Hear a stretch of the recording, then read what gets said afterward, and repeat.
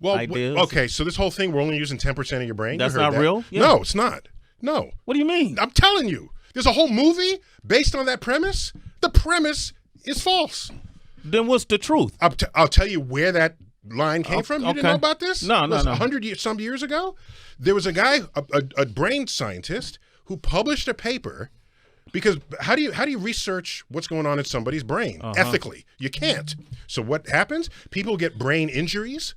There'd be something would hit one side of the brain or the other. They test them to see, do they lose their language, their facial recognition, their memory, their short-term memory. They do these experiments on people who had brain injuries. And when it was done, he said, the brain is so complex, we only know what 10% of it is used for. That became... we only use 10% of our brain because people want, that's the mantra of the teacher telling the students that they have more potential. So there weren't any forces against that working its way into our culture, but it's a complete misunderstanding of the original sentence where he said we only know what 10% of the brain is doing.